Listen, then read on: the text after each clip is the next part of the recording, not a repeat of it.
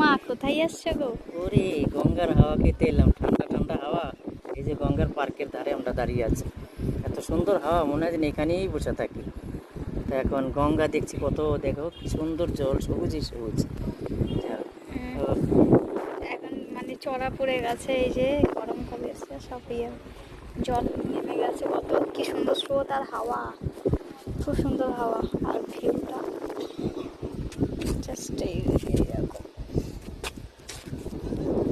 মা দাঁড়িয়ে আছে, কি সুন্দর ভালো লাগছে বলো। আমার তো দারুণ লাগে, কেন গঙ্গার ঘাটে এরকম যদি হাওয়া দেখতে পাই, ঠান্ডা, তারপর বসার জায়গা আছে, পার্কে আছে, সব আছে এখানে।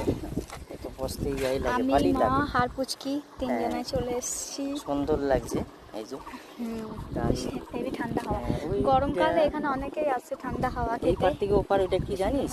ওই যে ওইটা ইট ভাটা, ওই যে ওইটা দিয়ে ধোয়া ওঠে, ইট পোড়ায়। ওই যে ওটা তো হ্যাঁ, ওটা ইট ভাটা নয়, তাহলে ওটা মিল।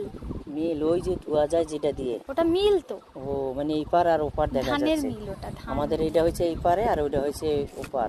হ্যাঁ, এখান দিয়ে লঞ্চ টঞ্চ খুব যায়। সুন্দর লাগছে গরমকালে। এইখানে পুচকিকে নিয়ে আসতাম গরমকালে, মা অতটা কুকুরটাকে আসতে চায় না, আজ বললাম মা চলো।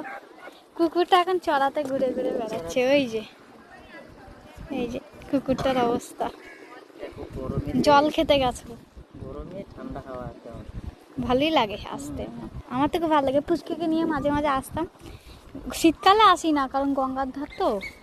গরমকালে আসি, গরমে হাওয়া খেতে আসি, বেশ ভালোই লাগছে। কি সুন্দর হাওয়া, ফুল টুল উড়িয়ে দিচ্ছে হাওয়াতে। আবার জলের দিকে যাচ্ছে হ্যাঁ। কুকুরটা, দেখেছিস? এটা হলো আমাদের এখানকার গঙ্গার ঘাট। আমরা এই ঘাটেই স্নান করি, এখানে মন্দির আছে, এখানেই পুজো টুজো দেওয়ার, বাবার মাথায় জল ঢালা, মানে সমস্ত ধরনের ঠাকুর এখানটা আছে। আবার গঙ্গা মানে খুবই সুন্দর জায়গা। বসার জায়গা আছে, তারপরে আবার বসার জায়গা আছে পুরো পার্কের মতো। কত মানুষ এই যে সব বসে আছে, ছেলে মেয়েরা সব বসে আছে এদিকে এদিকে। এটা তো এটা ঘাট, এখানে সবাই স্নান করে। ঘাট আমাদের এখানে। ওইখানটা দেখেছি কত চর পড়েছে না।